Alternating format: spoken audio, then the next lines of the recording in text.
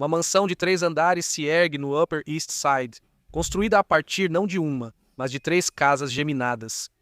Dentro de suas paredes georgianas há 13 quartos, 14 banheiros e 9 lareiras funcionais. Um elevador privativo desliza por cada andar até se abrir para um jardim de 280 metros quadrados, escondido atrás de altos portões de ferro. Para muitos, esse tipo de espaço em Manhattan parece mítico. Para Madonna, isso se tornou uma fortaleza, mas que sempre era comparada à lembrança do quarto apertado em Michigan, onde pombos defecavam no parapeito do lado de fora da janela. O salto dessa imagem para esta mansão não é apenas arquitetônico, é existencial. Seu império de casas se estende muito além de Manhattan. Em 2017, ela pagou quase 8,9 milhões de dólares por uma mansão de estilo neomorisco do século XVIII no interior de Portugal, a cerca de 32 quilômetros de Lisboa. Ela fica em colinas onduladas, longe do barulho de Nova York, com arcos e pátios azulejados feitos para o silêncio. Era o tipo de refúgio impensável quando ela chegou pela primeira vez à cidade de Nova York, em 1978, com apenas 35 dólares no bolso, em busca de uma carreira como dançarina. Mesmo assim, cada refúgio trazia exposição. As propriedades atraíam a mídia e os portões nunca protegiam totalmente dos olhares. Ela negociava propriedades como em um jogo de xadrez. Propriedade em estilo neomediterrâneo em Miami. Uma propriedade com 9 quartos, comprada por 4,9 milhões de dólares e vendida em 2.000 por 7,5 milhões de dólares. Ashcombe House, em Wiltshire, Inglaterra, foi comprada com Guy Ritchie por cerca de 9 milhões de libras e inclui estábulos, casa de laticínios e estufa de laranjeiras do século XVIII. Uma mansão em estilo campestre francês em Beverly Hills, com 8 quartos, 14 banheiros e vários acres de jardins, comprada por milhões de dólares e vendida em 2013 por 19,5 milhões de dólares. Cada compra é uma vitória, cada venda é um lucro. Mas a transação tinha outro peso. A história de como uma garota de Detroit, que colou um postal de Frida Kahlo na parede para se sentir menos só, virou uma magnata global de imóveis, com obras de arte que valem mais que quarteirões inteiros. Mais tarde, ela comprou a mansão de 12.500 pés quadrados de The Weeknd em Hidden Hills por 19,3 milhões de dólares, com 9 quartos, uma piscina de água salgada e uma garagem para 5 carros. Ela colocou a casa à venda um ano depois por milhões de dólares. Uma casa vendida quase tão rápido quanto comprada mostra que sua inquietação alcançava até seus retiros mais grandiosos. Cada portão leva a uma garagem, que virou símbolo de outro tipo de império para Madonna. No centro brilha um Maybach 62S, um sedã parecido com uma limusine avaliado por alguns veículos em mais de $1 milhão. Ao lado dele, um Cadillac Escalade, o SUV americano por excelência, com preço girando em torno de $111 mil. A frota se estende até um Range Rover SV Autobiography, avaliado em cerca de $220 mil, um Mercedes Maybach S500 e 50 por aproximadamente $170 mil, e até mesmo um Dodge Challenger SRT Hellcat, a escolha dos muscle cars, por cerca de $80 mil. Juntas, a coleção está avaliada em mais de $2,1 milhões, mas essas máquinas contam uma história de contraste. No final dos anos 70, ela não estava ao volante de nada parecido com isso. Ela era uma pichadora do metrô no centro de Nova York que rabiscava boy toy nas paredes. Essa frase enfeitou a fivela do cinto, a empresa de direitos autorais, e agora está implícita no cromado dos carros de luxo dela. Cada veículo é mais que transporte. A pichação no metrô virou a marca de uma frota global. Até os presentes tinham peso simbólico. No seu aniversário de 21 anos, ela teria entregado ao filho Rocco as chaves de um Jaguar Mark X, 4.2 de 1967. O carro possuía bancos de couro creme, cerca de 67 mil milhas rodadas e um módulo de tela sensível ao toque oculto no painel vintage. Para ele, foi um presente. Para ela, era uma declaração de que um garoto criado em casas de campo inglesas ainda receberia um pedaço da história clássica da Jaguar. Como muitos gestos dela, o presente gerou tantas manchetes quanto gratidão. Se as casas e os carros marcam riqueza, o palco marca poder. Em 2008, a turnê Stick and Sweet dela se tornou a turnê de maior bilheteria já feita por uma artista feminina. Ao longo das décadas, ela foi a primeira mulher a faturar mais de $1 bilhão apenas com shows ao vivo. Esses números parecem frios no papel, na realidade foram vividos como espetáculos. Estádios lotados até a capacidade máxima, os equipamentos de iluminação consumindo energia em escala industrial. Cada noite era mais que um show, era uma demonstração de força industrial voltada para a música. A turnê Stick and Sweet de Madonna quebrou recordes como a mais lucrativa de uma artista feminina. Para entender sua trajetória, volte ao início dos anos 80. O videoclipe de Burning Up foi feito com baixo orçamento. Nele, ela dirige um carro anfíbio fazendo playback noite adentro. Durante as filmagens, um guindaste de 7 toneladas quase caiu sobre o barco dela. A equipe lembrou que, se o guindaste escorregasse, talvez ela nem saísse viva dali. Ela usava brincos de crucifixo criados por Maripol e pulseiras de borracha feitas de correias de máquina de escrever. Sem mansão, sem Maybach, só garra, improvisação e perigo. Compare esse momento de quase morte com as turnês bilionárias em estádios décadas depois, e a admiração não está só no que ela construiu, mas ao que ela precisou sobreviver para chegar lá. Mas o holofote que ampliou seus triunfos também expôs suas posições. Em entrevista, ela rejeitou o que considerava armadilhas do feminismo da segunda onda. O movimento das mulheres queria ser como os homens. Eu acho isso uma besteira. Foi um comentário que dividiu o público.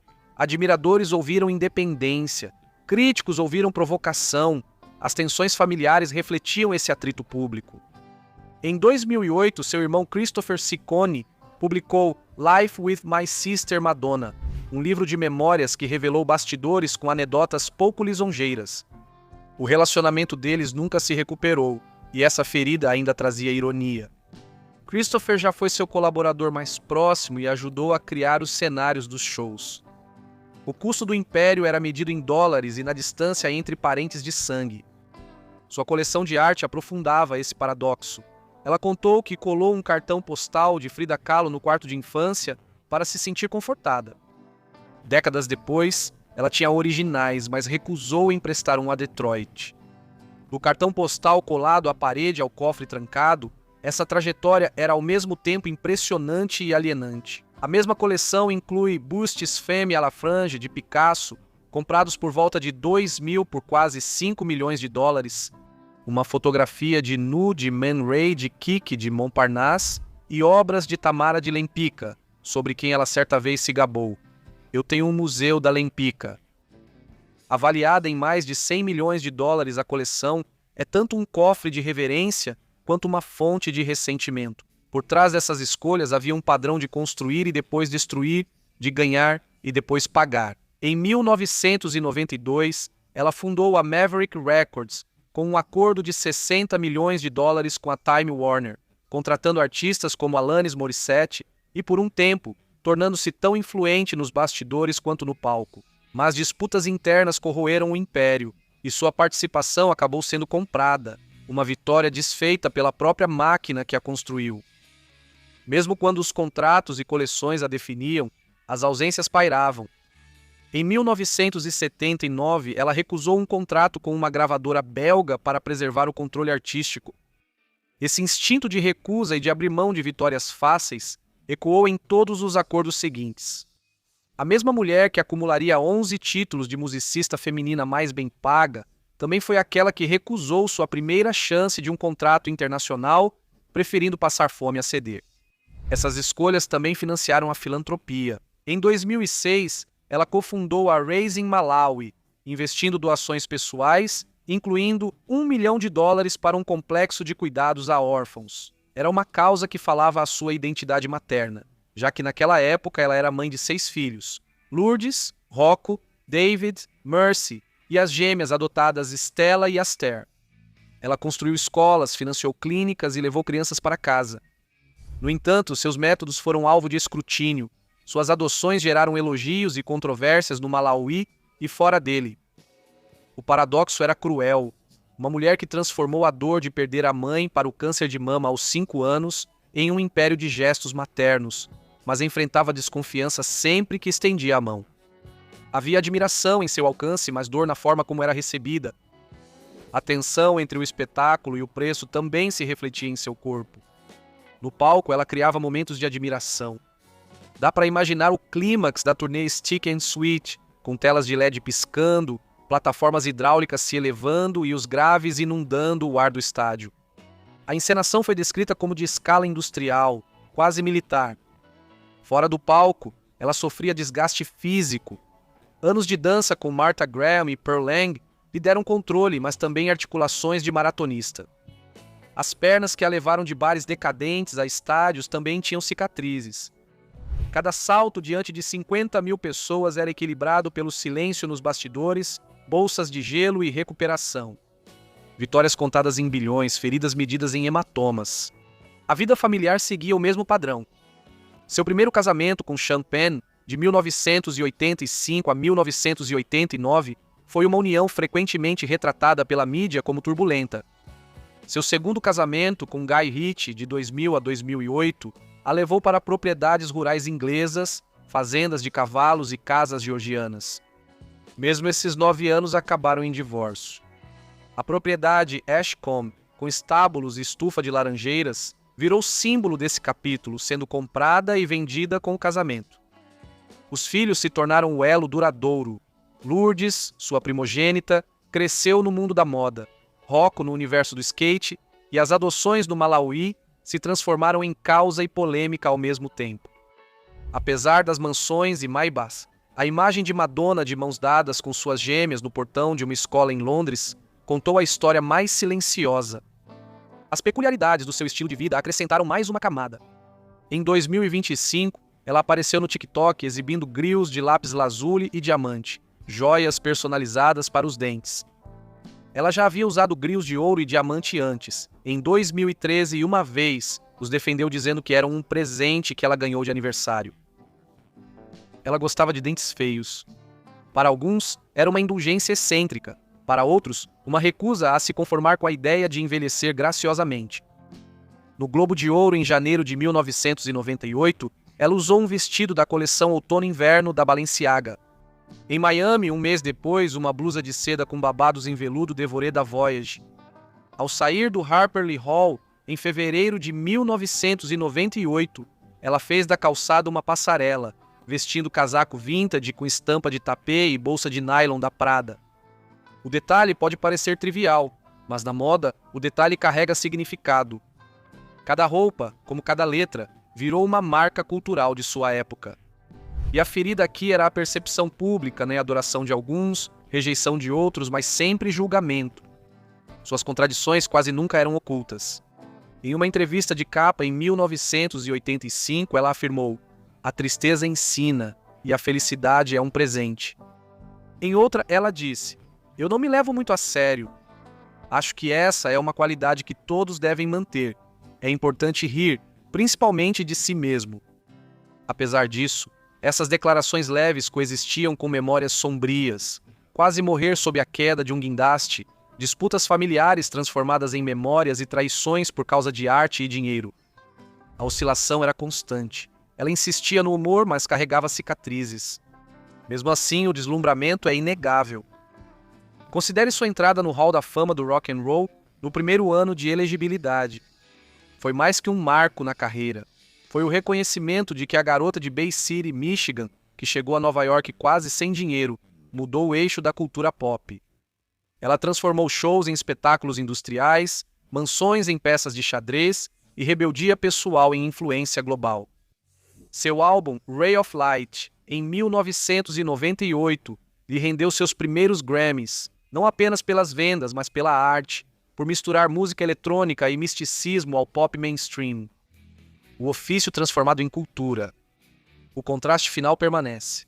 Em Detroit, ela viu pombos sujarem sua janela. Em Nova York, construiu uma casa geminada com jardim escondido. Em Lisboa, ela andou pelos pátios de azulejos de um palácio mouro. Em Hidden Hills, ela lotou um celeiro de cavalos, uma piscina de água salgada e uma garagem com carros Maybach. Cada conquista, cada ferida, cada contradição era refletida em propriedades, carros, telas e filhos. O preço foram brigas familiares, desconfiança, momentos de quase morte e o peso da exposição constante. O legado são bilhões conquistados, barreiras culturais quebradas e arte reverenciada. Ela mesma disse claramente: as armadilhas do movimento feminista foram as mulheres quererem ser como os homens. Eu acho que isso é besteira. Ela queria ser Madonna, algo mais estranho, mais incisivo e duradouro. Até hoje permanece a dúvida se o império de casas, carros e arte valeu as fraturas que causou. Mas o deslumbramento é inabalável. Porque, por trás das controvérsias, atrás dos portões e dentro dos cofres, está a habilidade de uma mulher que dominou a arte de se transformar em um espetáculo vivo que mudou para sempre a música, a moda e a cultura.